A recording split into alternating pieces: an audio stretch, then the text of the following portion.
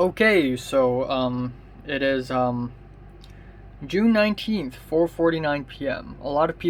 I feel like a lot of people don't know this, but editing videos are not easy, okay? It is not easy, not at all. So I've been editing videos pretty much every single day for the last 2 years, and I still struggle editing a simple video.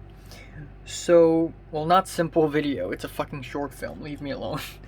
So, I'm not gonna post this video until I release the short film first, so if you haven't watched the short film that I'm editing right now, don't watch it, because spoilers, of course. But, essentially I want to show how difficult... Okay, one moment. Okay, so first of all, I want to show you guys how difficult editing videos actually is. So for instance, I want to edit a cut where the main character here hears noise, he turns around, and we switch to his POV, and he sees the girl, and then he go back to looking forward, and then we see the shot where basically the camera is facing the character. Now, another similar shot happens a little bit earlier, right here, where he walks, he hears noise, he slows down, he turns around, he sees nothing this time, he turns back around, facing forward, and then now we see him again. I tried my very, very best to make this as smooth and as seamless as possible, but it is just extremely difficult. So do I cut right when he turns his head, and then immediately afterwards show the camera itself turning itself, or do I show him completely turning his head and then the camera showing this spot where the girl basically does not exist, like this?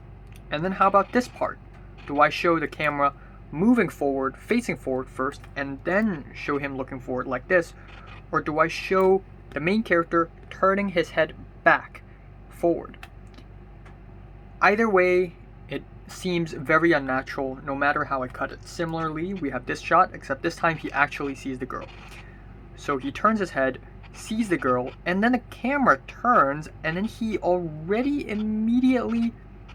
the camera turns, but while it is turning, the main character is also turning at the same time. So this time it's basically the camera turning slightly, and then the main character turns for the rest of the way. And it still looks very unnatural.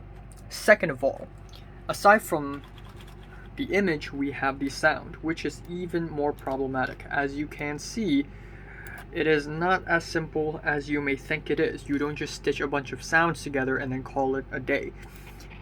In these shots, the sound is not recorded. In these shots, they are recorded. So in order to stitch them together, I need to use lots of audio transitions to smoothen them out. But that still causes a problem because it still sounds like it's originally loud, suddenly it quiets down. And it sounds very unnatural. Now, of course, in this situation, you would need a room tone, you would need environment sound to back up the whole thing, but that would just make everything sound very mushy and very loud. Second of all, it's even worse when there is dialogue. A little bit earlier, we have a conversation between these two characters, and they're supposed to have dialogue. That is great, because in this shot, they're both of their voices are recorded properly, and I can just use the audio clip like this, it's fine. But a little bit earlier, before these two characters start talking, this character is supposed to look at these three people. Well, me included. Right. But here's the thing. At this moment, the guy who's recording the sound is actually standing right here. He's standing right here. So he did not pick up any footstep sounds. So when you're looking at the scene, there are no footstep sounds.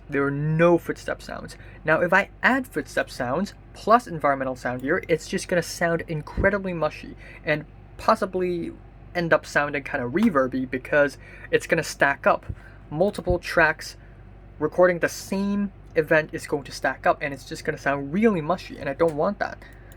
And the problem's even worse later, right here, where he's supposed to run